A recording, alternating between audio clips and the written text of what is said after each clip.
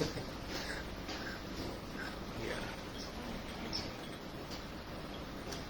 Tayo kita.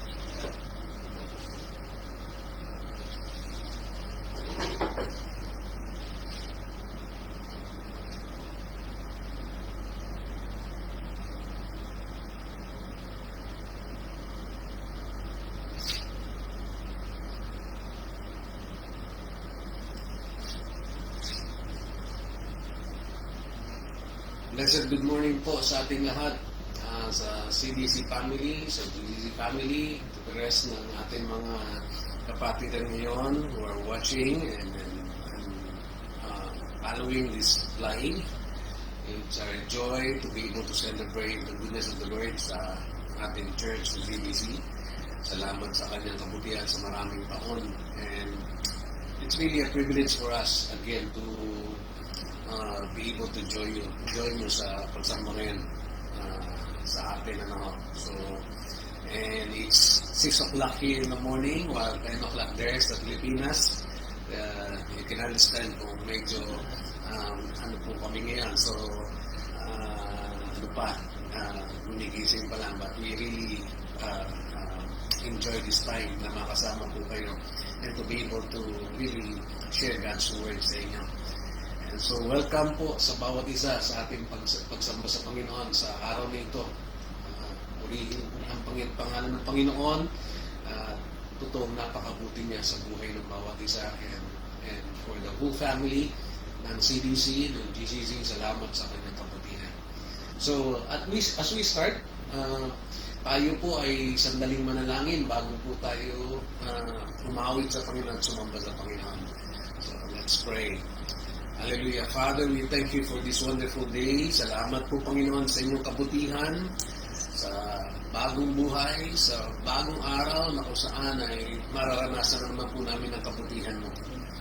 Salamat, Lord. We always consider this as a privilege, Lord, to be able to experience yung buhay na binigay mo sa amin, especially in this time, Panginoon. Alam po namin na maraming tao at halos lahat ay patuloy na nasa isang very challenging situation. So, salamat dahil ang kabutihan mo pa rin at ikaw ang patuloy na nagbibigay sa amin ng pagkakataon na maranasan ang bagong buhay, ang pribileyo ng buhay, Panginoon, na pinagkakaloob mo sa amin. So this morning, Lord, it's also a joy, Panginoon, na ipagdiwang ang kabutihan mo sa buhay ng aming iglesia, Community Discipleship Center. And I ask right now, God, in the name of the Lord Jesus Christ, that you will bless our fellowship, our worship time. Dalangin po namin, Panginoon, ang presensya mo ang sa aming dumaloy at siyang maghari sa aming mga buhay. So that as we worship you, Lord, indeed we are going to experience your presence and that we also will be rejuvenated, Panginoon, ng iyong salita. We'll be strengthened, Panginoon. Salamat. We commit to you the whole program for this morning. Panginoon, let there be joy and excitement as we worship you, God. So we thank you. I ask, Lord, totoong bawat sa Panginoon sa umagang ito ay makaranas ng kapangyarihan mo. Salamat po, Panginoon. Indeed, you are Lord or God who's mighty to save. So we thank you. In Jesus' name we pray. Amen. Amen. So, sa pagkakataon to, tayo po ay magpuri sa Panginoon. Let our sounds and our voices be His name. So, kaya sa oras na ito, nais po natin awitan ng Panginoon. And again, it's good to start the day praising God and thanking the Lord for what He has done. Let's sing the song by Chris Tomlin, Forever. Very familiar to us.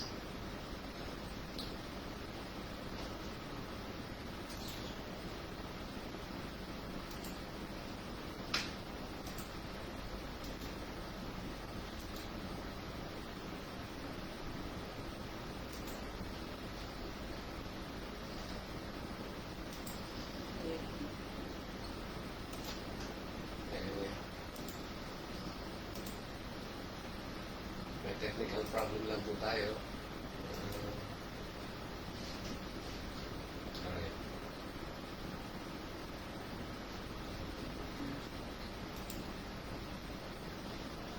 Happy anniversary po sa CDC. Salamat sa Panginoon sa patuloy na pagsama niya sa atin sa kabila po ng pandemic na ating nararanasan. Truly, our God is faithful. Forever, His name be lifted up.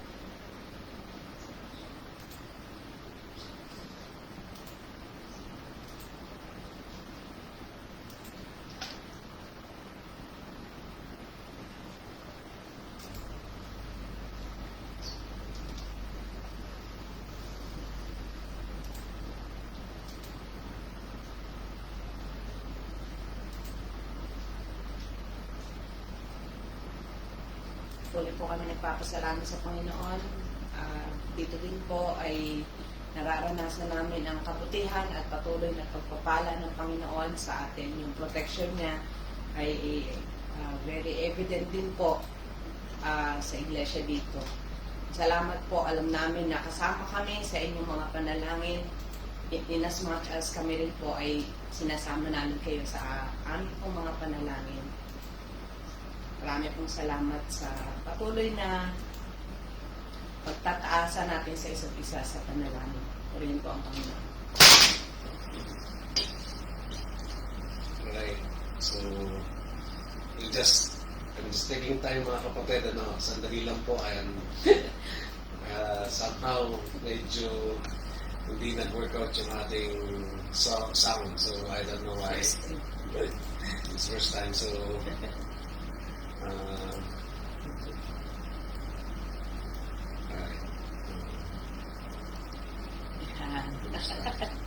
Kamusta po kayong lahat dyan? Namiss po namin kayo.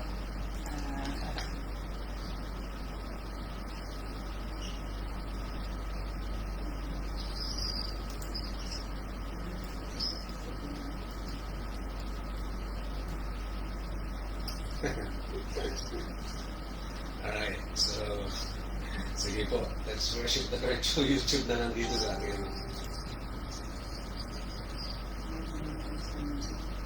Okay, sound.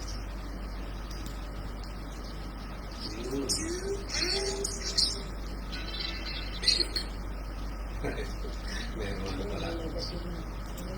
Yes. Okay. Dito na tayo. Alright. Konting ano lang po, pasensya lang. First time po limang.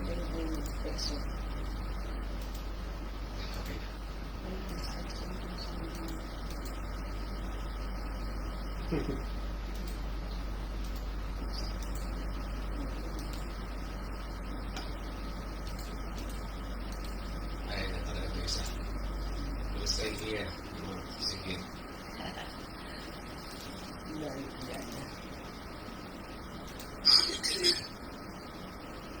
Alright,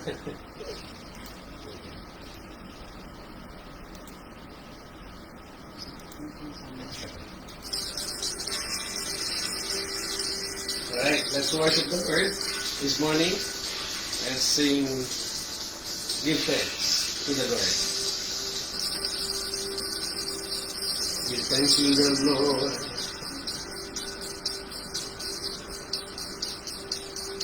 Hallelujah. Give thanks to the Lord, our God and King. His love endures forever. For His good deeds above all things. His love endures forever. Give praise, sing praise. He ran and outstretched arms. His love endures forever. For our life that's been reborn, His love endures forever. Sing praise, sing praise, sing praise, sing praise. Forever God is faithful. Forever God is strong. Forever God is with us. Forever, forever.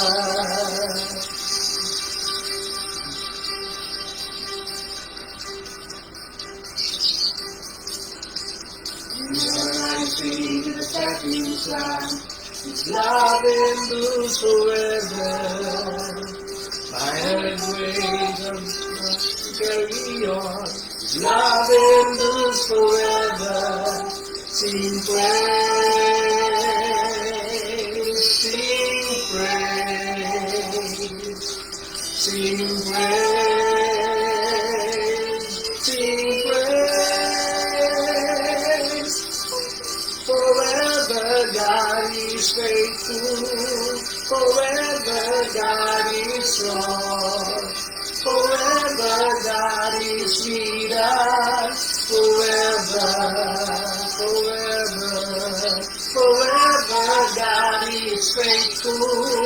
Forever God is strong. Forever God is with us. Forever, forever.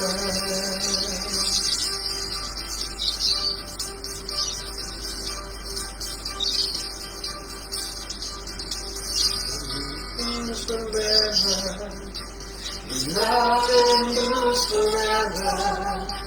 His love endures forever. His love endures forever. Sing praise, sing praise, sing praise, sing praise.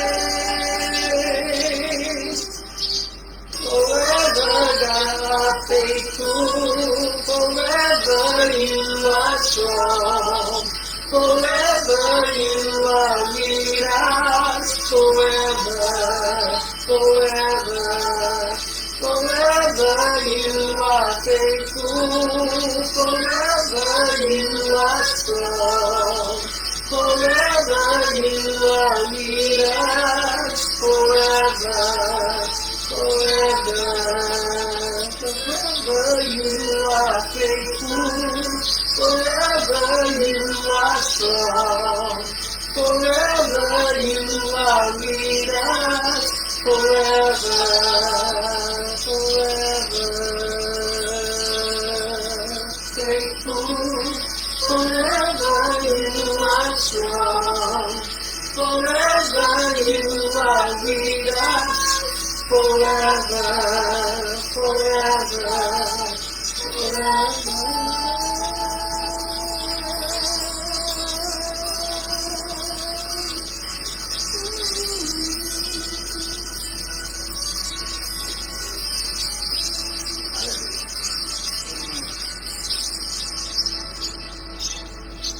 Praise the Lord. Just po ay totoong nasa atin magpakilanman, hindi niya tayo iiwan o pababayaan man. He'll remain faithful to us, whatever yung ating maging kalagayan. And that's the promise that He'll never fail to fulfill to us. So, let's continue to just worship the Lord at this time. Isa sa pinaka panghawakan naman po natin sa panahon ngayon ay ang katotohanan ng ating Diyos ay hindi nagbabago. Ang Diyos na kailanman hindi pwedeng pigilan at hindi kailanman mauuga. He's a God who is really on the throne and in control of everything in spite of what I'm experiencing right now. In good times and bad times, ang Diyos ko ay mananatili na Diyos at totoong may hawak ng lahat ng bagay. So let's worship the Lord as we sing this song.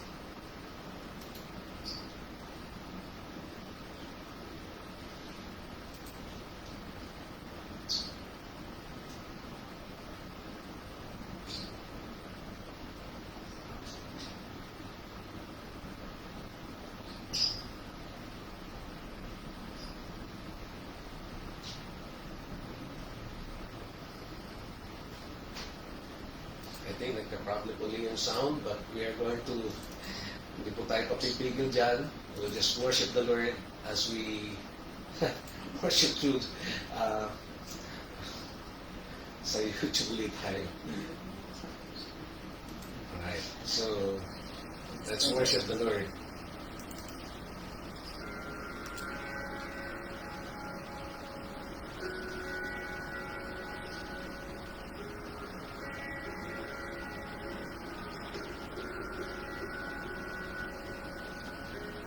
You're not a God created by human hands.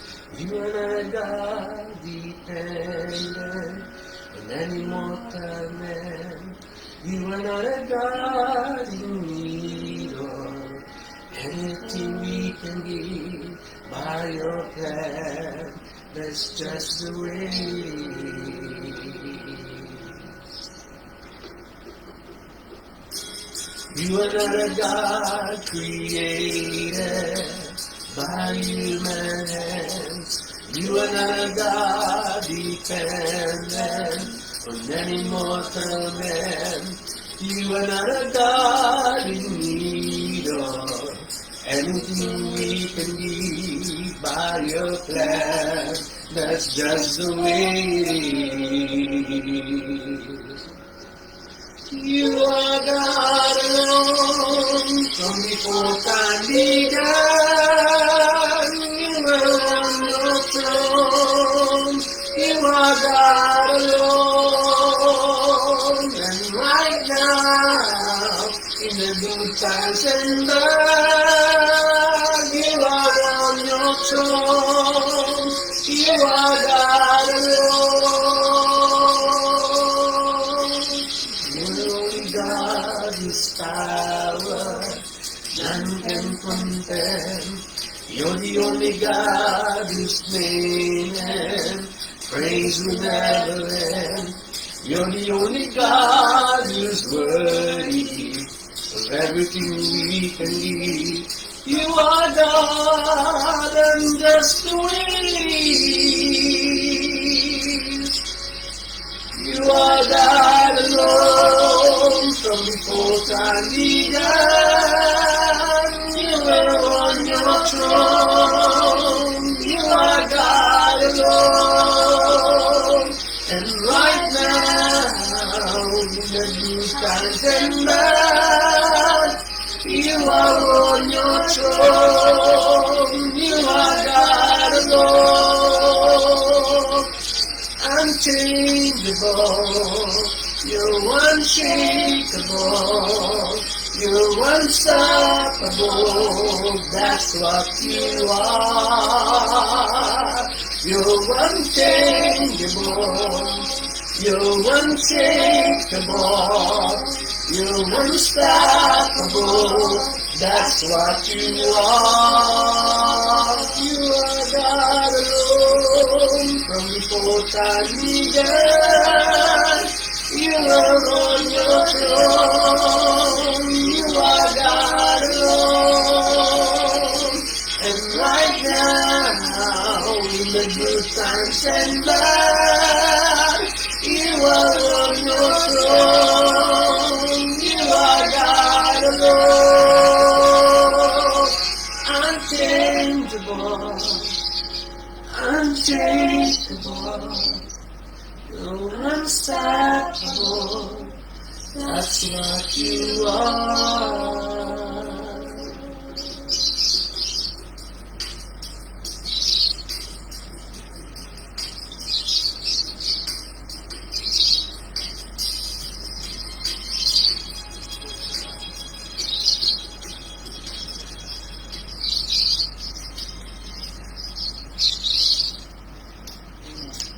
Hallelujah.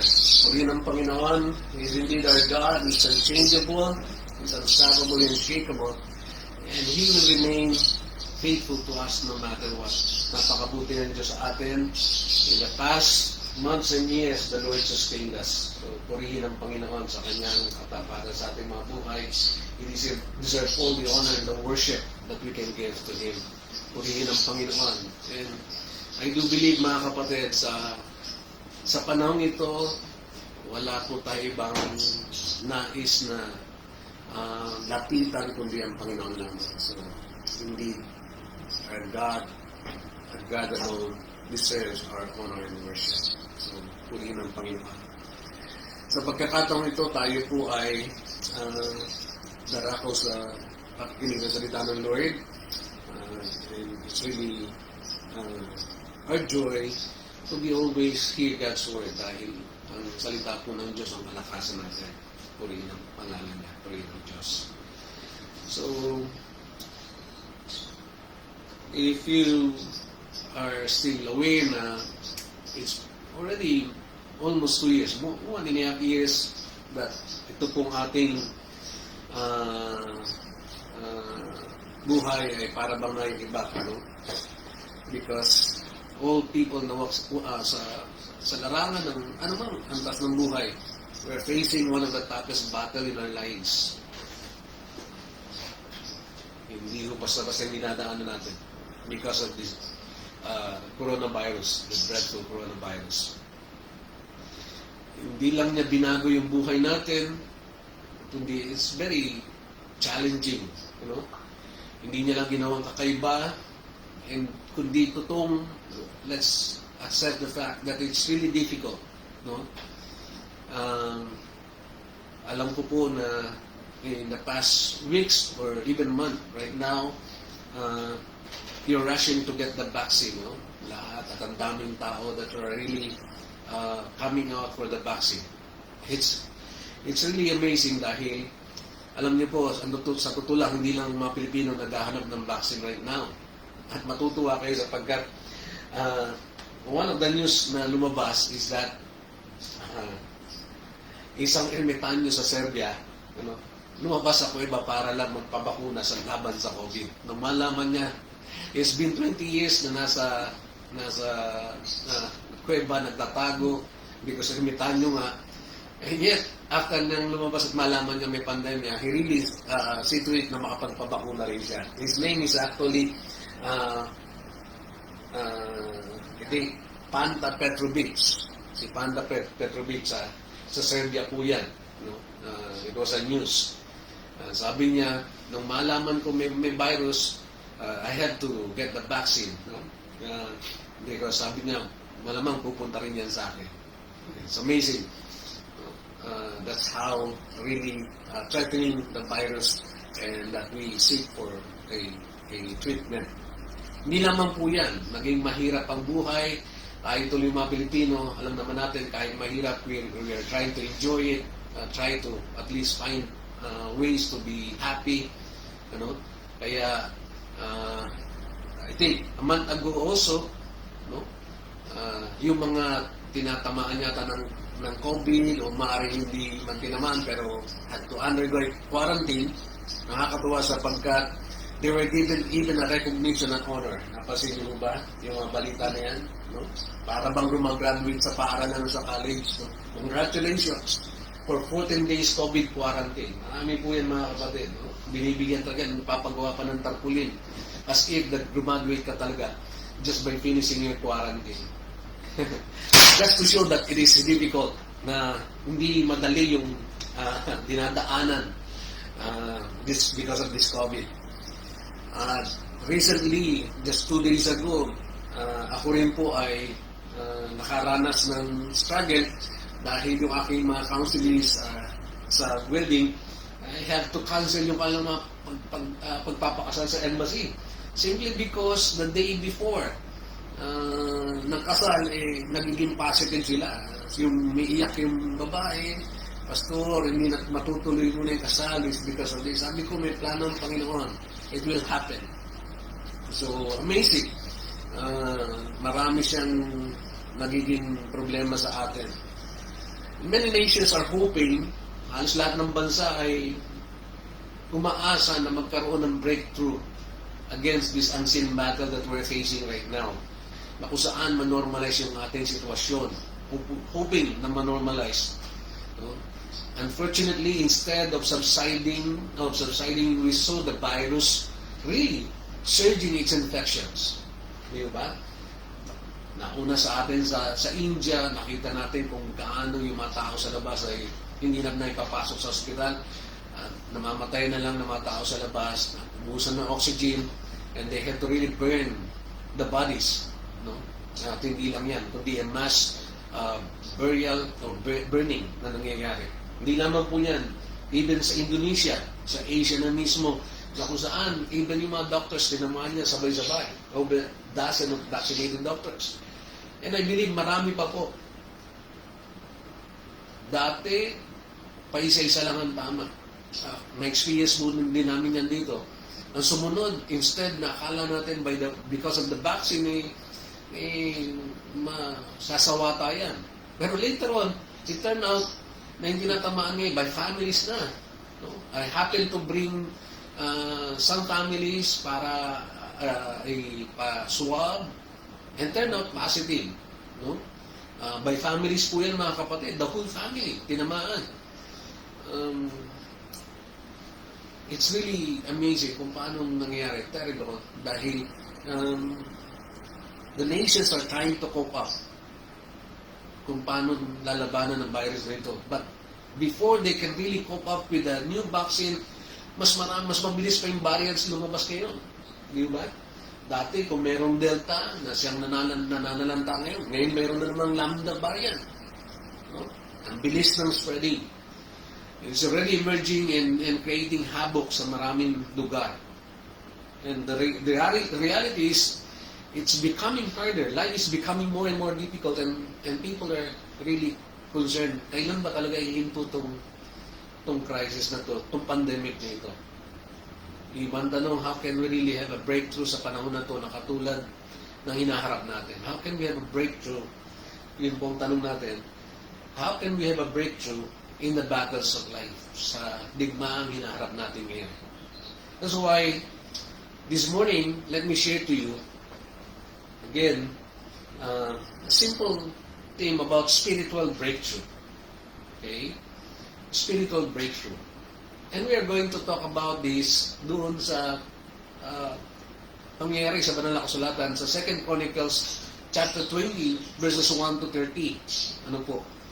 2 Chronicles 20, 1 to 30. I'll not be reading the passage dahil medyo mahaba po yan, but I'll be sharing that to you as we continue on, as I share to you God's message this morning. Ano po? Very familiar to many, but if not, hayaan niyo po na ma-share ko sa inyo ang salitang ito. You know? That story in 2 Chronicles chapter 20 was all about Israel, of course. You know? And their king, King Jehoshaphat. Okay? Si King Jehoshaphat po happens to be the king of Israel or Judah at that time, because Israel and Judah were na-divide po yung kingdom ng Israel, so nakati po yan, Israel isa, Judah isa. And King Jehoshaphat is the king of Judah at that time. He reigned for 35 years at yung kanyang paghahari talaga is characterized being him as a great leader. Magaling na hari po siya. Bakit? Sapagkat in chapter 19 verse 4 ng Chronicles, sabi doon, kahit na sa Jerusalem nakatira si Jehoshaphat, okay, malayo siya, pumupunta pa siya sa mga liblib na lugar, sa Beersheba hanggang sa kabrulan ng Ephraim. Ibig sabihin, this is a king who went even to little towns and meet people in the real situation ng kanilang buhay. Talagang nakikibagay siya, inaalam niya yung sitwasyon ng kanyang mga nasa sakupan. He's really a good king. He knows how to relate with people. Not only a good king, but also a great leader, but also a godly leader. Ano po? Okay? Sabi dun sa talata, sinundan pa niyan, upang hikayatin ng mga tao, pupuntahan niya sila, ang purpose niya, upang hikayatin sila na magbalik loob kay Yahweh, ang Diyos na kanilang mga ninuno. Imagine, this is a king who will take time na talaga abutin yung mga tao kahit nasaan sila para lang maibalik sila sa Panginoon. Indeed, this king is great and godly. In fact, he led this nation to spiritual revival. Nagkaroon ng revival because of this king. Okay na po lahat sana, okay? Everything seems going fine. Unfortunately, a huge problem came up. May malaking problema biglang dumating sa kanya. Hindi basta problema sapagkat sabi po sa chapter 20 verse 1 ng Kronika, sabi doon, dumating ang panahon na nilusob sila ng Moabita, Amonita, at ilang Miyonita, si Jehoshaphat. Okay? Tatlong bayan niya na malalakas. Nilusob sila. I would like for us to be able to really appreciate and understand this, to think yung totoong sitwasyon nila at that time. Okay? They were starting to get into running, maging maayos yung kanilang bansa. Suddenly, dumating yung problema agad. Talagang sangkatutak. Tatlong bayan ang lumusob sa kanya. He was confronted with a great and overwhelming battle. Okay? Nung nabalitaan niya na sabi niya, na isang malaking pangkat mula sa Edom ang sumalakay sa ibayo ng lawa na sa Son Tamar na tinatawag na Engedi. Hindi lamang po malaki yung problema niya, kundi ang bilis. Nandiyan na kagad. Nasarap niya na kagad. Okay? Nandun na. Sabi diyan, bumaba na kagad, sumalakay na sa iba, sa kanilang crossing sa lawa, o doon sa lake nila. Alright? So, can you imagine, yung tao na ang concern niya is yung ayusan ng kanyang bansa, suddenly dumating kagad isang malaking problema, and immediately nandiyan na kagad. Parang walang panahon ng paghahanda halos. Nakakabigla. Kasi pwedeng hindi naman po tayo nasa dapat ng katulad dito ni Jehoshaphat na literal na digmaan, but we may be facing a seemingly insurmountable struggle sa buhay natin. Pwedeng humaharap din tayo sa malaking problema ng buhay natin ngayon. And this message is still for us. We need a breakthrough. Spiritual breakthrough is simply defined as God's supernatural intervention to an overflowing problem or situation that you're facing. Kung saan ang Diyos ay kumilos to intervene sa ating kalagayan sa isang malaking problema. And that is spiritual breakthrough. Yun po yung sinasabing spiritual breakthrough. So, how can we face? Paano natin makaharap at paano tayo makakaranas ng spiritual breakthrough sa ating mga buhay? Let me share to you 3 things na ginawa ni Jehoshaphat so that they can really have a breakthrough in the spiritual or in the battle that they were facing at the time. Una po, to experience a spiritual breakthrough, we need to seek God desperately. Kailangan hanapin natin ang Diyos ng seryoso and desperado. Okay? If you are going to continue and follow me in your Bible, doon sa chapter 20, sa talatang 3, sabi po ng talata mga kapatid, no? Pagkatapos na nandyan na yung mga kaaway, nabahala si Jehoshaphat. Now, this one thing that I do not want us to miss. Kasi kadalasan, maraming Kristiyano, ang immediate na in-expect na response o kadalasan tugon immediately, dahil Kristiyano ka, dapat hindi ka matakot, walang puwang sa iyong pagkatakot. Mga kapatid, here is a man who's godly, and yet, when he faced a struggle, a battle, a war, immediately, natakot po siya.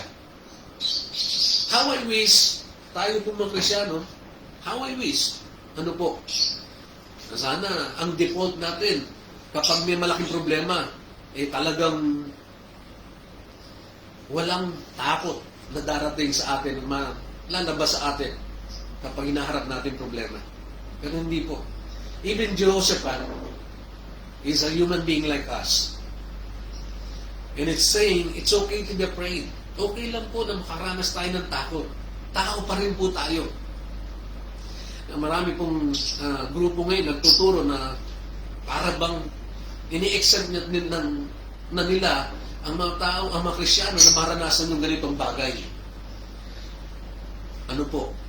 Ini-accept na nila na para bang wag yan, wala dapat yan. No? Hindi po. It's okay to experience that, to have fear, but that fear should also lead us to come to God at humingi. Pansin niyo yung ginawa nangyari nung maranasan po ni Jehoshaphat to.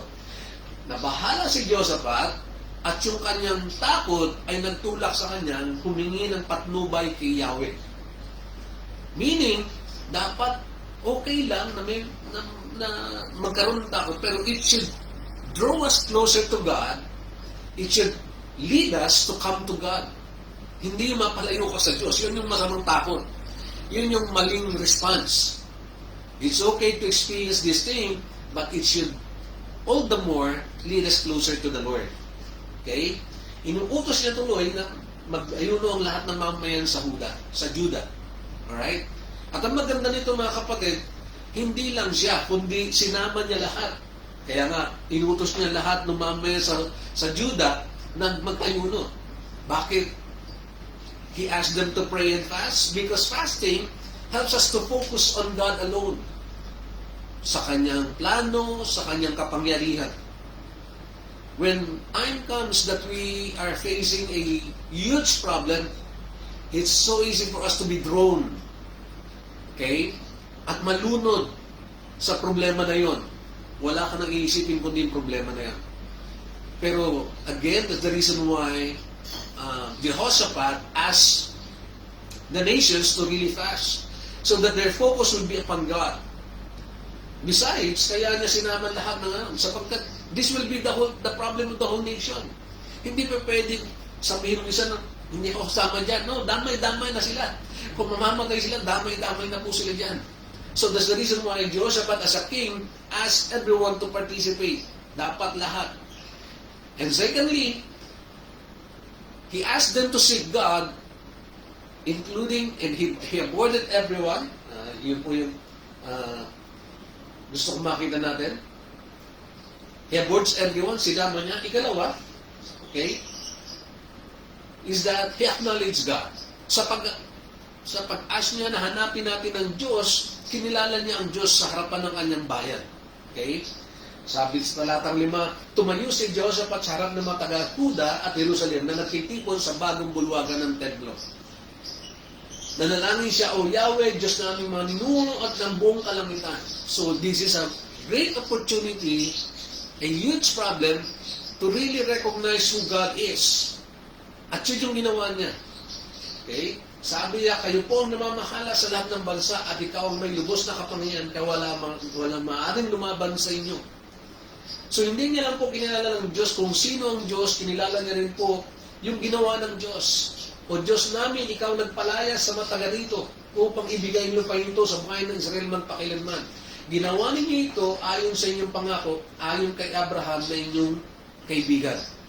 So, in the presence of the whole nation, Jehoshaphat recognized who God is, what He has done, and also what He has promised. Kung ano yung pinangako ng Diyos sa kanila. Sabi ng talatang 8, dito nga sila tuminati nilang templong ito upang dito kayo sambahin, sabi nila, tungkol sa kanilang manino. Kung may masamang mangyari sa amin tulad ng digmaan, this is now the promise when God built the temple. Tulad ng digmaan, baha, salot at tagutom, haharap kami sa templong ito upang humingi ng tulong sa inyo sapagkat dito kayo sinasamba.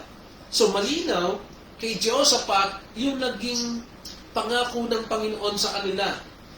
Ninugtong niya pa sa talatang 10, tatawag kami sa inyo pakikinggan ninyo kami at ililigtas sa panahon ng aming kagipitan. This was God's promise to them. That when they face this kind of problem, they're going to come to the temple and they're going to ask the Lord and seek the Lord, and God will hear them and deliver them. So, it's very important mga kapatid, sa panahon na namumblema tayo, kasi nga madalas kapag may problema tayo, we're just focused on the problem, nakakalimutan natin that we should focus more on God. Kaya maraming nadi-depress, maraming na-stress. But Jehoshaphat did otherwise. Okay? He called everyone in the presence of the nation. He recognized who God is, what He has done, what He has promised to them. An opportunity for them to focus their eyes on the Lord. So, Jehoshaphat really was able to unite the whole nation. Again, it's very important mga kapatid, kapag dumaraan tayo sa problema, na yung mata natin, babantayan natin, yung isip natin, babantayan natin, saan siya nakatungon? Saan siya nakatingin? Okay? Sa pandemya na ito, maaring bumabaha at halos nasa lahat ng lugar yung virus. Pero we were not called to just focus sa problemang ito, sa virus na ito mga kapatid. Pag nagpo-post tayo, anong pinopost natin kadalasan? Tungkol sa mga problemang ito o tungkol sa Diyos natin na mas makapangyarihan sa problemang ito at sa pandemyang ito? It will show kung nasaan yung pananampalataya mo, nasaan yung focus mo. Okay? Maraming tao kapag may problema na, they're just focused on that problem. That's why kung saan sila nakatingin. Bago pa ba ng Diyos? Okay?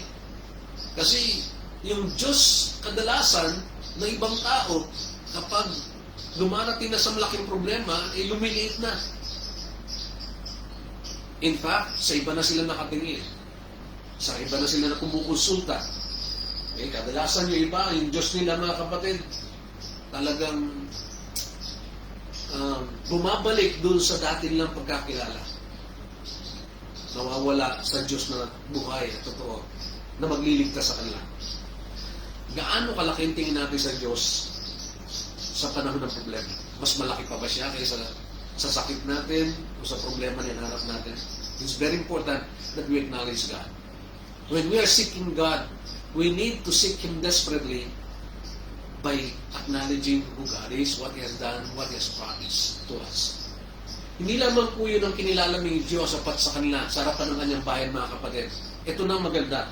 Kinilala rin ni Jehoshaphat at inadmit niya rin yung kanilang kahinaan.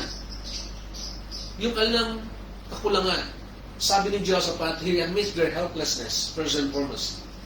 Ngayon, sinasalakay kami ng mga kawal mula sa Ammon, Moab, at sa kabarulan ng Edom, mga lugar na hindi ninyo pinahintulot na pasukin ng mga Israelita. Nung umalis sila sa Ehipto, kaya sila'y hindi nawasak. Okay? And ngayon, ito po ang ginagawa nila sa amin. Sinasalakay nila kami at nais palayasin sa lupa ito na ikinamana ninyo sa amin. So, ito po yung naging kalagayan nila.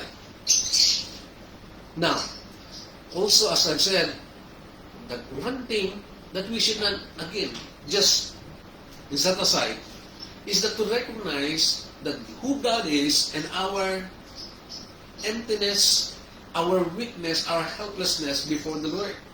Sabi ni Jehoshaphat, dinugtong niya, he acknowledged God, he avoids everyone, but also he admits yung kanyang helplessness. Sabi niya, ikaw po ang Diyos namin. Parusahan ninyo sila. Hindi namin kayang labanan ng ganito karami hukbo. It's very important mga kapatid na, again, kilalanin din natin when we are facing that problem that we cannot do it by our own strength and with our own wisdom. Hindi namin kayang labanan ng ganitong karami hukbo. Hindi po namin alam ang aming gagawin. Sa inyo lang kami umaasa. Many times when people are facing overwhelming problem, ang unang default natin is that we think how to solve it. What are we going to do? Di ba? Is it it should be okay para sa atin, but not para sa isang taong nagtitiwala sa Diyos at sa anak ng Diyos. The immediate response should be to ask the Lord, to seek God's help, and that God will give us the wisdom. Anong gagawin natin? Hindi yung tayo mismo muna kagad ang mag-iisip, paano gagawin ko? And sometimes, sa huli na natin kinukonsulta ang Diyos. Minsan nag-iisip tayo, sinong lalapitan natin kagad na makakatulong sa atin. O kung hindi naman, yung iba, ang immediate response, nasanay silang magpapungsoy, no? O titingin pa sa mga between, teka sandali, baka mamaya may sinasabing between, pantay-pantay ba, baka meron siyang mensahe. Pero hindi si Jehoshaphat. Ang ginawa ni Jehoshaphat, he humbled himself together with the nation, nagpakumbaba silang hanapin ng Diyos immediately when they faced their his insurmountable problem. Hindi po namin alam ang aming gagawin. Malinaw na malinaw mga kapatid, he recognized yung kanilang kahinaan. Sa inyo lamang kami umaasa. Yung mga denial na Kristyano lang, hindi mo sabihin yan. No. It's okay to admit our weakness and helplessness. Again, this should lead us to be drawn to the Lord. Mapalapit sa Panginoon. At hindi yung makafocus ka doon sa iyong problema. Kaya nga, yun ang naging response ni Jehoshaphat. Yung kanilang pananamalinaw sa panahon ng problema, nakatingin sila sa Panginoon, ang hinahanap nila ang Diyos. Why? Because malinaw din ang sabi ng Hebreo, chapter 12, verse 2, let us fix our eyes on Jesus, the author and finisher of our faith. Mahalaga yan mga kapatid, sa panahon ng marap tayo ng problema, saan ka nakatingin? Saan ka nakatingin? Saan nakafocus yung isipan? Kaya nga may nagsabi rin, if you focus on problem, you will be distressed. If you focus on others, you will be depressed. If you focus on your boss, you will be oppressed. Sa trabaho mo, medyo hindi maganda yung ng boss mo sa'yo. Definitely, you will be oppressed kapag nakafocus ka sa ginagawa niya. But if you focus on God, you will be refreshed. That's the reason why God wants us to focus on Him. So that we'll not be burdened and overwhelmed by the challenges that we're facing sa ating buhay. But much more, we'll be encouraged and strengthened kahit gaano kalaki pa yung mininaran natin problema. I believe you will agree with me, one of the most important things that itong pandemya na ito, itong crisis na naidulot sa atin, it helps us to realize the need to be serious in our relationship with God. Kung meron siyang nagawang maganda, mga kapatid, sa panahon ito, tinuturuan niya tayo na maging seryoso sa ating relasyon. Kasi maraming, ito naman, let's admit it, maraming Kristiyano, hindi naman nagiging hindi seryoso sa kanilang relasyon sa Lord hanggang di dumadaan sa isang matinding pagsubok o maharap sa malaking problema. Hanggang di ka nagkakasakit, paisi-isi lang, pero pag nagkasakit, suddenly, nakikita mo kung ano yung mas mahalaga, nakikita mo yung kahalagahan lumapit sa Panginoon, maging seryoso sa Kanya. When we are in desperate situation, sometimes it is a way God is using to draw us and to call us to be serious with Him. So, tanong lang natin mga kapatid sa umagang ito, seryoso ko ba sa Lord? Seryoso ka na ba sa Lord? Kasi dati nang seryoso ang Lord at laging seryoso ang Lord sa atin. And if you are serious with the Lord, how do you seek Him? Do you seek Him desperately? Sa panahon lalo na may problema ka, do you seek Him desperately? Jehoshaphat and the whole nation, nagpatira pa sila, nagpakumbaba sila, they sought the Lord desperately. Malinaw kasi sabi ng Jeremiah 29:13, you will seek me and find me when you seek me with all your heart. Hahanapin niyo ko at masusumpungan niyo ko pag hinanap niyo ko ng buong puso. It means, when we seek God, we must seek Him wholeheartedly and desperately. Naalala niyo po ba mga kapatid, yung babaeng inaagasan ng dugo sa loob na 12 taon, wala nang pag-asa, wala nang solusyon, pinanggihan ng doktor. That story is very true right now. And sa sa pagkakataong ito, maaaring hindi sa karamdaman na nakatulad noon, pero we are in desperate situation. That woman was desperate. And so wala siyang ibang solusyon kundi ang tanging nakita niya, pag-asa tinitingnan niya ang Panginoon sa Kristo. So that in spite na mahirap lapitan ng Panginoon sa Kristo, she tried everything desperately, kahit hirap na hirap siya makasingit, sumingit pa rin siya, hindi po niya ilaylayan ng Panginoon, ng damit ng Panginoon. And Jesus was asking, after the woman touched her, malinaw sabi ng Bible, Jesus felt that there was power that came out from him. And so he asked, who touched me? And you know what? The disciples were asking and were really confused. Sabi na, alam naman ni Jesus na ang daming tao, para silang nasa Divisoria, dikit-dikit, at lahat nakakahipo sa kanya, at itatanong niya pa, sabi ng mga alagad, tatanong niya pa kung sino nakakahipo sa kanya. Everybody's touching him. Pero itong maganda mga kabalit, yes, everybody is trying to touch Jesus. Everybody is really trying that thing na mahipo ang Panginoon, but only one particular woman was able to touch and call Jesus' attention. Why? Because it was actually a touch of desperation. That woman has no hope, and only Jesus, she believes, could help her. Ang pwedeng tumulong sa kanya. She was desperate. It's just like, it's now or never. Hindi na siya gagaling kung hindi niya malalapitan ng Panginoon at mahawakan ng Panginoon. That was a touch of desperation. Mga kapatid, sometimes we have to realize anong uri ng paglapit ang tutugunin ng Panginoon. Many times, it will be a seeking that is desperate. When God sees us desperate in coming to Him, He's going to really answer our prayers, heal us, and even deliver us. Malinaw sabi ng Hebrews mga kapatid. God rewards those who earnestly seek Him. God rewards those who earnestly seek Him. So in times of crisis and huge problem, first, seek God desperately. Hanapin mo ang Diyos. Seryosong hanapin mo ang Diyos. Because God will answer you and deliver you. Secondly, what Joseph had experienced is that when they face the problem, they experience a breakthrough because they trust God completely. Nagtiwala sila ng lubusan sa Panginoon. Paano ginawa ni Joseph at pinakita yung kanyang pagtitiwala? First, they listen to God's word. Nakinig sila sa salita ng Diyos. Sabi ng talatang 14, ang Espiritu ni Yahweh ay lumukob kay Jael na anak ni Zacarias. Apo siya ni Benanias na anak ni Jael na apo naman ni Matanias, isa sa mga Levitang anak ni Asaph. Sinabi niya, makinig kayo, Haring Jehoshaphat at kayong mga taga-Huda at Jerusalem. Ganito ang sinasabi sa inyo ni Yahweh. Huwag kayong matakot ni masiraan ng loob dahil sa maraming kaaway, ang Diyos ang may paglaban at hindi kayo. So this is the good thing mga kapatid. When they seek God, they trusted God completely.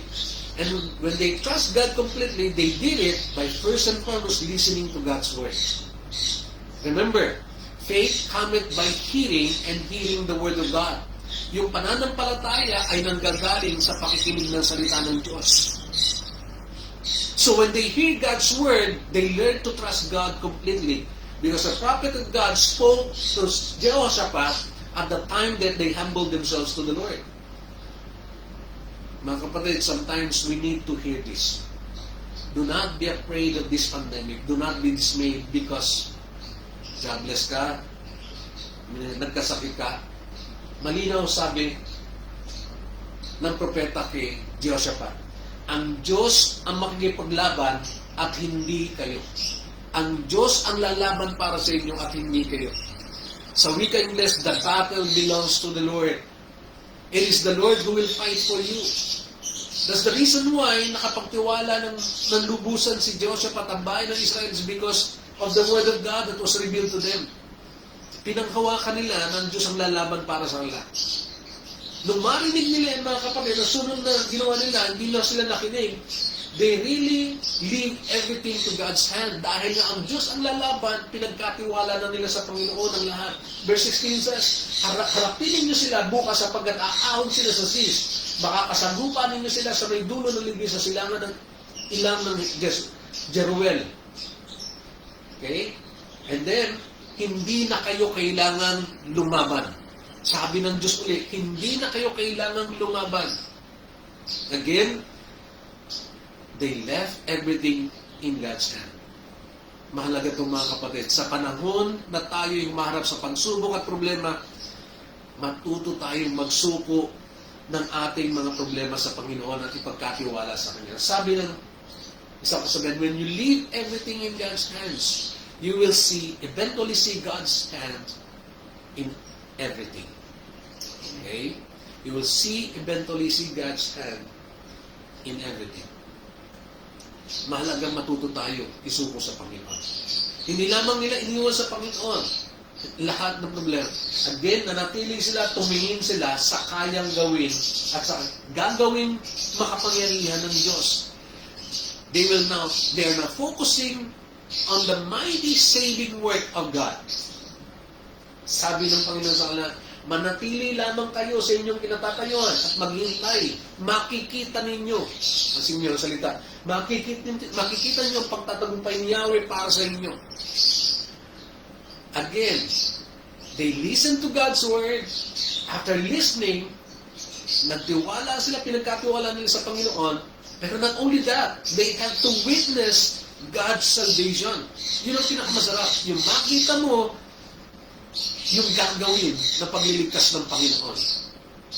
Okay? Napakasarap. It was a complete deliverance. An act of deliverance simply because they learned to trust God completely. Minsan, it takes a lot of courage not to do anything. You know? Alam niyo ba yun? Kala natin yung mga matatapang, yun lang laging gumikilos, gumagawa. No?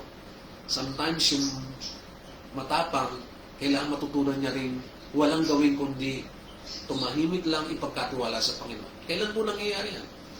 Halimbawa, may nag-post ng hindi maganda laban sa iyo sa Facebook. You're being provoked to respond. Ano? But to choose to be quiet and be silent is courageous enough more than sa magsalita. Because there are times that you need to choose your battle. Kailangan marunong tayo pumili ng laban na lalabanan natin. Kasi yung mga ganung bagay, baka hindi mo kailangang harapin at labanan. Pampaubayan mo sa Panginoon. Because later on, people will find out kung sino talaga. Kung sino talaga ang tama. You don't need na patulan sila. You see, we get tired of fighting our battles, different challenges of life. Marami na tayong hinaharap na problema. Sometimes we're tired of finding ways to provide for our family. Saan tayo kukuha ng panggastos, pang-hospital. Sometimes we are fighting against terminal illnesses, yung mga sakit na walang solusyon, sabi ng doktor. Sometimes we're tired of making things to happen in our lives. Parang walang nangyayari. So gusto natin mangyari. But God is telling us today, just like today, to Jehoshaphat, sabi ng propeta, manatili lang kayo, wala kayong gagawin, sapagkat ako ang lalaban para sa inyo. Stop figuring out sa inyong sariling kaisipan, anong gagawin ko? Kapag hindi mo kahit wala sa iyong kakayanan, maybe God is leading you to learn, to leave it into His own hands and to trust Him. The battle is the Lord's and not ours. Just leave it to God's hand and watch how will bring you to your spiritual breakthrough sa iyong buhay. Ang tanong, may natalo na bang labanan ng Diyos? Of course, wala pa mga kapatid. Wala pa. So God will never lose a battle. And He will, if He fights for you, definitely, you will be victorious and you win the battle. Amen po ba? Interestingly, magugulat kayo mga kapatid to show you how Jehoshaphat, no nation trusted God. You will be amazed. Jehoshaphat is a powerful king with a great army. Sa totoo lang, hindi mahina talaga sila Jehoshaphat. Marami siyang army. Marami silang armas. Kumpleto sila mga kapatid. In 2 Chronicles, same book, chapter 17, verse 2 to 9, it says, okay? Lalong naging makapangyarihan si Jehoshaphat. Prior dito sa digmaan na to, pinakita kung gaano makapangyarihan si Jehoshaphat. Lalong naging makapangyarihan si Jehoshaphat. Alright? Pinadiran niya malusod sa Huda at nagpatayo ng malusod imbakan. So meron silang imbakan ng mga pagkain, ng kagamitan. Ito pa, sabi niya, napakarami ng kanyang inipong kayamanan sa malusod ng Huda. Very wealthy.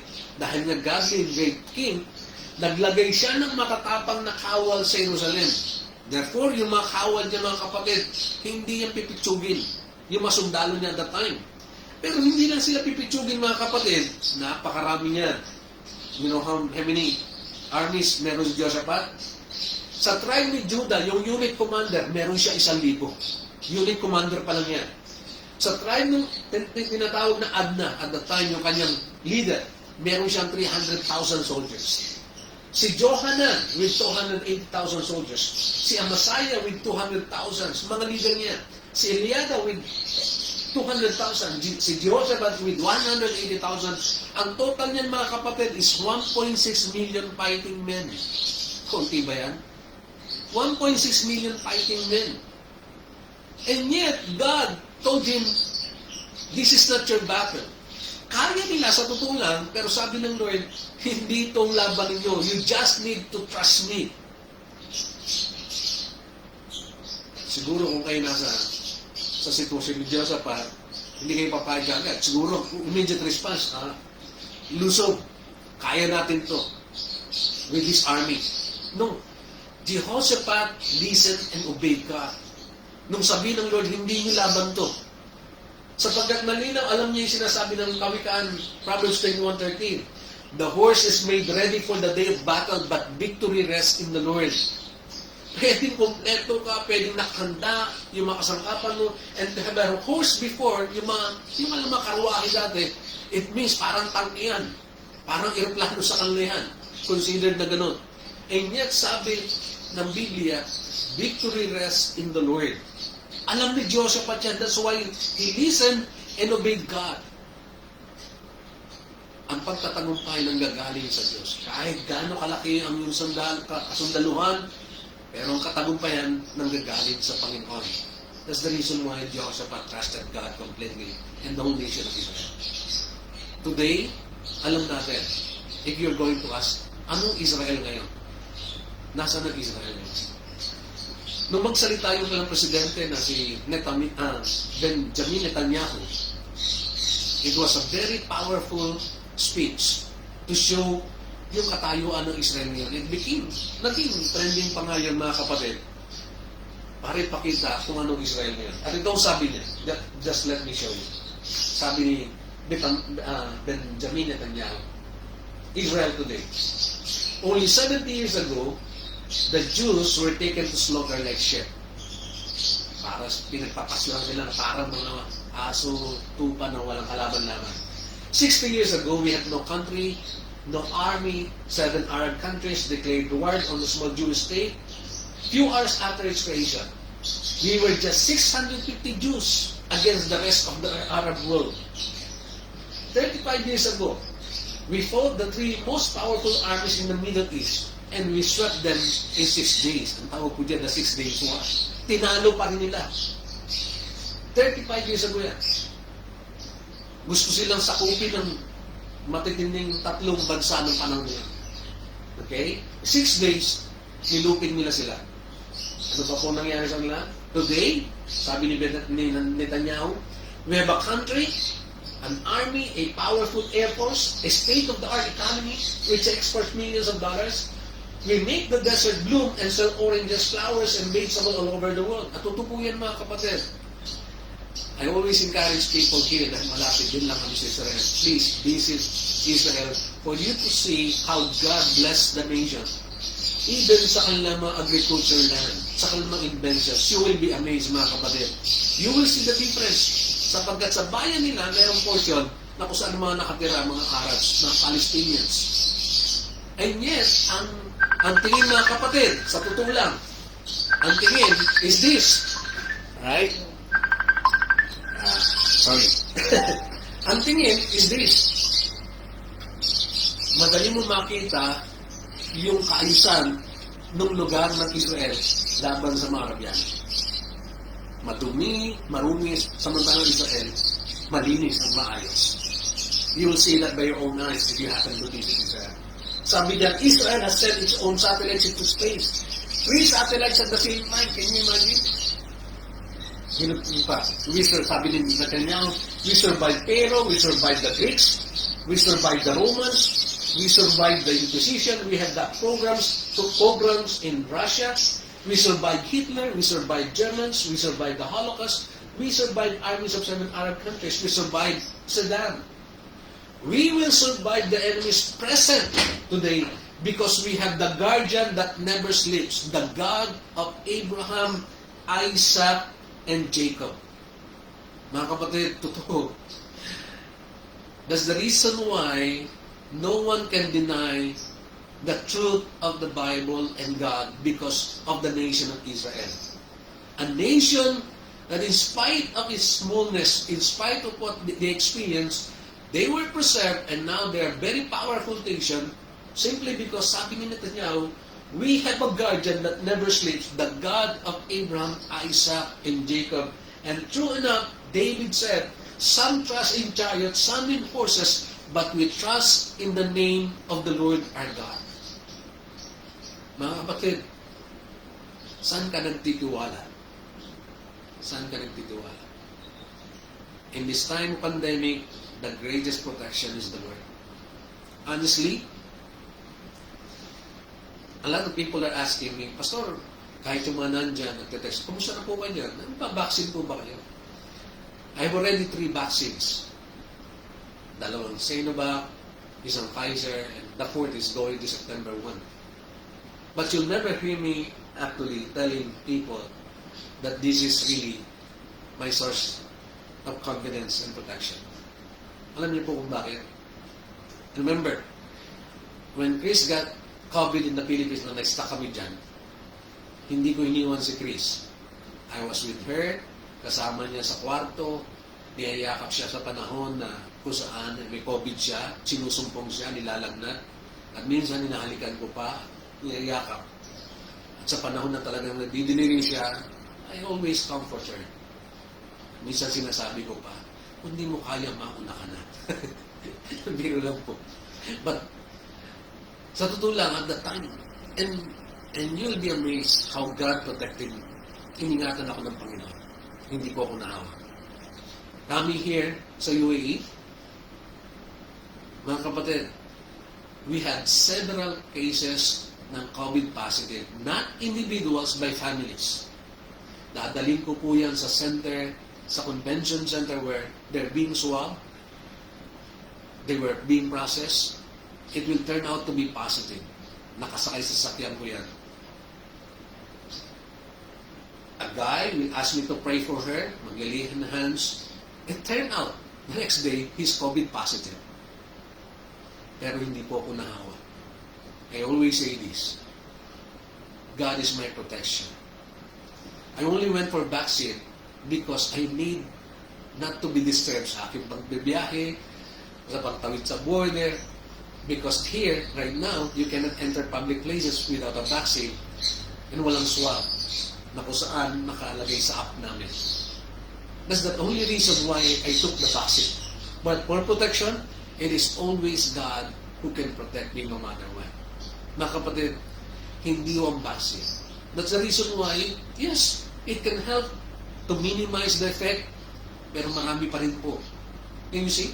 Marami pa rin pong tinatamaan sa ngayon, kahit vaccinated na. And it's true, lagi ko po sinasabi yan. I'm not discouraging them not to take the vaccine. In fact, I'm encouraging them, lalo na yung mga may comorbidities at mga may edad, who less effect. Pero the greatest protection that we have is the Lord. Ang Panginoon pa rin. That's why sa Panginoon tayo magtitiwala. Some trust in chariots, but some in horses, but we will trust in the name of the Lord. And Jehoshaphat trusted the Lord. Mga kapatid, you want a spiritual breakthrough? Seek God desperately, trust God completely. And lastly, worship God to victory. Sambahin mo ang Panginoon to experience God's victory while experiencing God's victory. Pansinin niyo si Jehoshaphat at ang bayan ng Israel. They worship God before the battle. Bago sila lumaban, sumamba sila sa Panginoon. Sabi sa verse 18, si Jehoshaphat ang buong Huda at ang mamamayan ng Jerusalem ay nagpatira pa at sumamba kay Yahweh before the battle. Right? And then, verse 19, tumayo naman ang mga Levita sa kalikuhan at sa napakalakas na tinig ay nagpuri sila sa kay Yahweh, ang Diyos ng Israel. So lahat ng kanilang praise and worship team nandun kasama. Now, here's the point, the second level. During the battle, they also worship the Lord. So, ginawa ni Jehoshaphat on the day of the battle, pumili siya ng mga awit na magpupuri kay Yahweh dahil sa kanyang kahangang kabanalan. Kaya yun ang basis ni Jehoshaphat. Pumili siya na mag-worship sa Lord. So, during the battle, sumasamba sila. Ito na, even after the battle, inilagay niya sa unahan ng buhat habang dahil umaawit, purihin si Yahweh. Pag-ibig niya ito na laging tapat kailanman. Yun po yung naawit natin kanina. Give thanks to the Lord. Our God is King. His love endures forever. Yan lang po yung inaawit nila. Walang kahit na ibang kanta. Paulit-ulit lang nila inaawit yan while going to the battle. After the battle, nag-worship pa rin sila sa Lord at nagpupuri. Sa pangungunan ni Jehoshaphat, umuwi ng lahat ng mataga-Huda at Jerusalem. Tuwang-tuwa sila dahil sa tagumpay na pinagkalob sa kanila ng Panginoon o ni Yahweh. Pagdating nila sa Jerusalem, tumuloy pa rin sila sa templo at kakasiyan pa nila kasabay ng tugtog ng mga alpa, lira, trumpeta, sumasamba sila sa Panginoon. What's the point? Jehoshaphat did not allow their gigantic problem, their battle, to rob them of their praise and worship to God. Before the battle, habang umarap sa problema, pagkatapos na mapagtagumpayan, hindi sila nagbago. They keep on worshiping the Lord, honoring the Lord, and praising Him. In fact, it all the more compelled them to worship the Lord as they experience God's victory during the process. Did it play a role? Yes. Verse 22 says, nang marinig na mga kaaway ang awitan, ginulo sila ni Yahweh. Dahil dito sila ang nagkagulo. Kaya hindi sila lumaban. Nung nag-worship sila, yung mga kaaway, sila mismo nagpatayan. Ang sinalakay ng mga Amonita at Moabita, kasama ng taga-Idom, at nilipol nila mo ito. Pagkatapos, sila nagpatayan. Imagine, parang Royal Rumble. Sila nagbanatan. Naguluhan sila. Because the Israelites were worshiping the Lord. Verse 24, umakyat ang mga taga-Huda sa Tore, nasa disyerto, eto na. Habang nag-worship sila, naglalaban na naman yung mga tao, umakyat yung mga tauhan ni Jehoshaphat sa Tore. Ang nagulat sila. Ang nakita nila lahat ay patay. Pansin mo yun, wala silang nakitang nakatakas ni isa man. Lahat ay patay, nakandusay sa lupa. No one is spared. Everyone was killed. Why? Because they were worshiping the Lord. The breakthrough happens when they were worshiping the Lord before, during, after the battle. Mga kapatid, in the midst ng problema natin, let it not rob us of the joy of praising and worshiping the Lord. Mas lalo tayong dapat sumamba sa Diyos. Nasa ganun yung isip natin, yung puso natin nakatuon lamang sa Diyos. And God will deliver us from those problems. God will give us a breakthrough. Kaya pagkatapos yan, hindi lamang naka-experience sila ng pagpapalaya ng Panginoon. They experience also the blessing. Sabi ng verse 25, napakaraming nasamsam ni Jehoshaphat at ng kanyang mga kasama. Kinolekta na nila ngayon yung mga lot. Kasama, halos hindi nila madala ang mga nasamsam nilang kawan, mga kagamitan. Right? And then, damit at maraming mahalagang bagay, 3 araw. Can you imagine, 3 days, may kinolekta, lahat ng pwedeng magamit, lahat ng pwede na magiging pagpapala sa kanila. Hinakot nila, sobrang dami, hindi nila nakuhang lahat. hindi pa pala naubos mga kapatid. Verse 26, nang ika-4 na araw, nagtipon sila sa isang libis at nagpuri kay Yahweh, kaya simula noon, tinawag na libis ang Beraka na lugar na iyon. Let me end on this mga kapatid. What is your battle today? Problema sa pangangailangan financial? Wala kang panggastos? Maybe a sickness na maaaring matagal mo nang dinadala, or maybe a relationship na hindi maayos sa pamilya, sa iyong mga anak. Good news. God doesn't want us to live in the valley of battles. He wants us to live in the valley of Beraka, the valley of blessing. Hindi lang gusto ng Panginoon na laging buhay natin yung Kristiyano, laging parang digmaan. No. God will give us the victory. He will give us the deliverance. He will give us, because He wants us to live in the valley of blessing and thanksgiving. Because God designed that we will not just be a victim, but a victor and a blessing to others and to many nations. Mga kapatid, this is God's plan. He wants us to experience that breakthrough, a spiritual breakthrough, so that we can be a blessing. And that can only happen, that spiritual breakthrough will only come first if we seek God desperately, trust God completely, and worship God to victory. If you need a spiritual breakthrough, this is the way how to do it. God bless you all. Purihin po ang Panginoon. And I know some of us may be going through some tough times because we are in this season. But again, as I've said, tinawag po tayo ng Panginoon as victors, never a victim. It may be, sabihin natin, Pastor, nakaranas, may mga kapatiran tayo na pumana.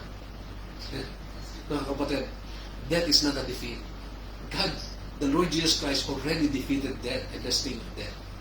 Death is actually a change of address, a way to a more, sabihin na natin, mas blessed life. Amen po ba? We were really sad to hear kapag natin sila, Nanay Zerila, si Karen Bernie, na yumao. And don't you think that they're more blessed right now? Sabi si Ate Ani. Hindi ba mas mapalad sila sa kalagayan that they are not experiencing anymore the struggles that we're experiencing today? Much more, they are seeing the Lord right now in the presence of God. Sino mas mapalad ngayon? They are in the victorious place in the presence of God. So today, I encourage you. God doesn't want us to live in the valley of battles lamang. He wants us to have a breakthrough so that we can live in the valley of blessings and thanksgiving. Purihin po ang Panginoon. At this point, kasama po sa ating pagsamba ngayon, mga kapatid, ay yung ating pagdaraos ng banal na hapunan, the Lord's Supper. It's a privilege for us, for me particularly, to be able to do it with you. Walang panahon na hindi naging makabuluhan sa akin ang Lord's Supper, mga kapatid. Simply not, it's not because I'm a pastor, but because I do understand how important it is for the Lord Jesus Christ. That if you still remember, mga kapatid, nang binigay ng Panginoon sa Kristo to sa kanyang alagad, it was a time na kung saan, simply because He want to spend time, a meaningful time of fellowship with His disciples.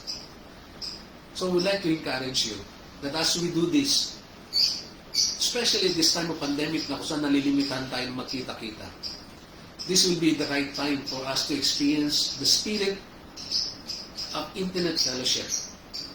First with the Lord and with one another as we do it in remembering the Lord's death. Binigay sa atin ito ng Panginoon at ang pangako niya, He will be with us whenever we are doing this because He loves to fellowship with us. Amen po ba? That's the very reason kaya siya naparito. And for the last moment ng kanyang buhay with the disciples, He loves to be with them. And to do that, He did the Lord's Supper.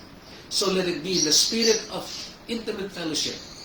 Let's do it kung paano inutos kayo sa atin ng Panginoon. So if you have your Bible and to celebrate the Lord's death, tayo po ay lumapit sa Kanya. simpleng panalangin. Father, in the name of the Lord Jesus Christ, we thank you for how you have spoken to us your word. Again, reminding us of God that at this time of crisis, we cannot break through sapagkat hindi mo kami tinawag, Panginoon, na maging biktima ng pandemya ito. You want us to be victorious, Lord, to the breakthrough.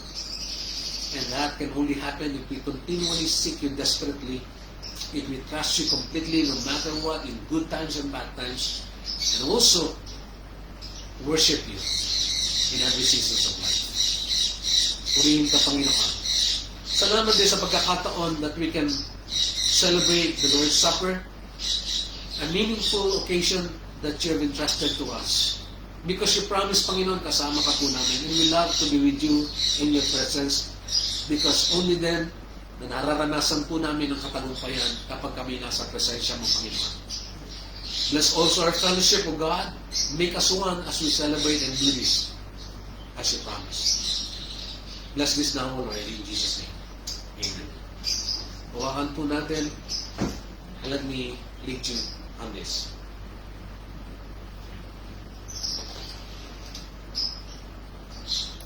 And the word of God says, "For I received from the Lord, which I also pass on to you, the Lord Jesus Christ, on the night he was betrayed, took bread. After giving thanks, he broke it and said, 'This is my body which is offered for you. Take it in remembrance of me.'" Kainin po natin.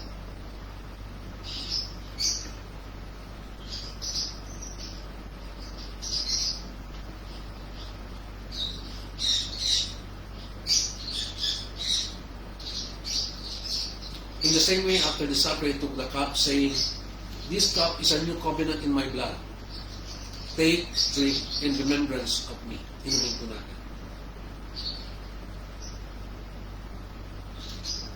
Minsan pa, salamat, Lord, for having this privilege of celebrating the Lord's Supper. And whenever we do this, Lord, we are also reminded of your coming again, of your promise that we will be with you in your presence. And we look forward to that, O God. The physical and the spiritual communion with you intimately in your presence. We long for that time, Lord, and we thank you that even now we can experience it. Seal now, O God, this occasion, and may it bring honor to your name. In Jesus' name. Amen. Amen. Purihin po ang Panginoon. And for our last portion po ng ating naman sa umaga nito, part po ng ating pagsamba ay minuwala yung ating pagbibigay. I always say this, mga kapatid, it's not the money that the Lord is seeking from us, but it first and foremost is our heart. Ang puso po natin. As an expression of our heart and love to the Lord, we give whatever is due to the Lord, our tithes and offering, because He deserves it. Tithes and offering is a presentation of the first and the best gift that we can offer to the Lord. When you give that to the Lord, my prayer is that you will give it out from the abundance of your heart, sa iyong puso na nagmamahal sa Panginoon, that He will also honor and bless you. So let me pray for that right now. Lord, I pray right now, God, Panginoon, pagpalain yung patuloy ang mga kapatid po namin sa aming patuloy na pamumuhay, na sa ganun, kung paano pagpalain nyo kami, ganun din po yung aming ibabalik sa inyo, ibabalik namin yung pinakamainam at una sa aming buhay. So pagpalain nyo po whatever we're going to spend, O God, so that your kingdom will continue to be expanded at ang iyong gawain ay napagpatuloy. Pagpalain niyo po ang mga kapatid na laging may desire na tuparin ang kanilang naisin na paglingkuran ka sa bagay nito. Salamat po. Again, we hold on to your promise that as we give, you're going to open the floodgates of heaven and pour out your blessing upon us and protect even, Panginoon, yung aming hanap buhay sa anumang pest or pestilence. So we thank you, Lord. Salamat po sa opportunity to bless you with what you have given also to us. In Jesus' name we pray. Amen. Amen. Praise God. Purihin po ang Panginoon. Another last part, mga kapatid. Okay. Let me encourage you and let me invite you. Can we sing that song again? you are God alone. Expressing really our trust in the Lord in this time ng pandemya. Siya pa rin ang may tataas, siya pa rin ang manluwalhati. Let's focus our eyes on Him and trust Him completely. Sapagkat sabi ng kata, in good times or bad times, God will never change. He will remain faithful. In this time that is very uncertain, walang kasiguruhan, you'll never know sino mawawala, sino mananatili, but it doesn't matter. What matter is, God is on His throne, He's in control, He will be with us, and He will continue to protect us. So let's sing that song once more and worship God sa ating mga tahanan. Let's worship Him right now. Right? By the way, thank you for being patient dahil nga po first time to do this online. Meron pong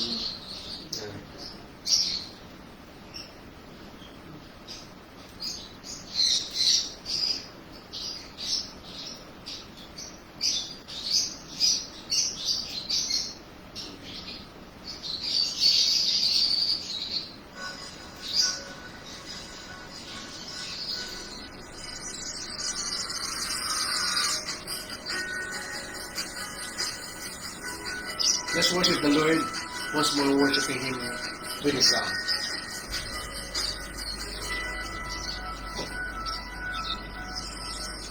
You are not God created by human hands. You are not a God dependent on any mortal man. You are not a God in need of anything we can give by your plan. That's just the way it is.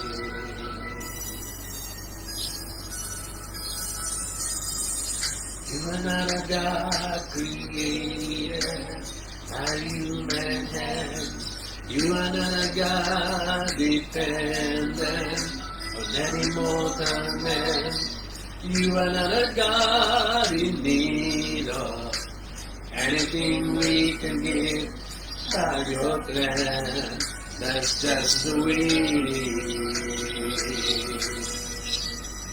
You are God alone from before time began. You are on your throne. You are God alone. And right now, in the good times and bad, you are on your throne. You are God alone. You're the only God whose power none can compare. You're the only God whose name and praise will never end.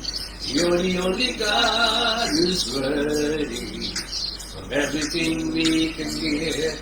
You are God, and that's the way it is. You are God alone from before time began. You are on your throne. You are God alone, and right now, in the good times and bad, you are on your throne. You are God alone, unchangeable. You're unshakable. You're unstoppable. That's what you are. Unchangeable. You're unshakable. You're unstoppable. That's what you are. You are alone from before time began. You are on your throne. You are God alone. And right now, in the good times and bad, you are on your throne. You are God alone, unchangeable.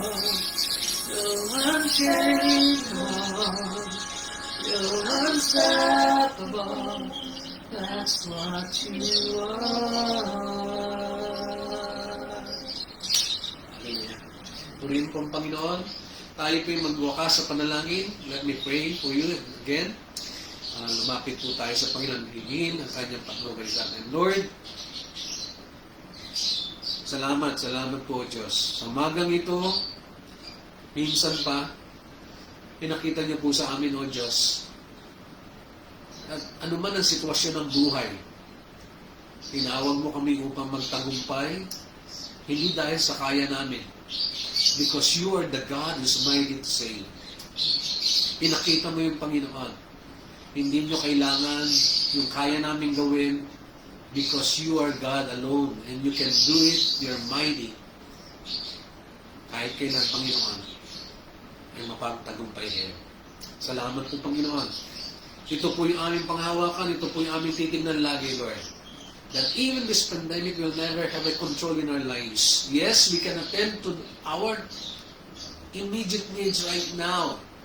Pero naniniwala kami, Panginoon, kayo pa rin po ang sa aming proteksyon, ang aming katagumpayan. Sa inyo kami titingin, Panginoon. Help us, O God, to really stand on what you promised to us. It is your battle, not ours. Salamat po, Panginoon. Salamat, O Diyos. Salamat sa maraming taon ng kabutihan mo sa Iglesia ng CDC. Salamat, Panginoon, kung paano iningatan nyo, pinagtagumpay, pinagpapala. And I pray, Panginoon, patuloy niyo, Panginoon, ay pagkakaloban ng mga pangangailangan, especially sa pagpapatayo ng gusali. Lord, I pray in the name of the Lord Jesus Christ, you will pour out your blessing upon blessings to our church, O God. Bless each one, O God, ang bawat miyembro, Panginoon, ang bawat desire, Panginoon, na mapaglingkuran kayo sa magitan ng Iglesia. Bless also yung mga kapatid namin sa GCC, Lord. I pray, God, they too will experience, Panginoon, ng kapangyarihan mo.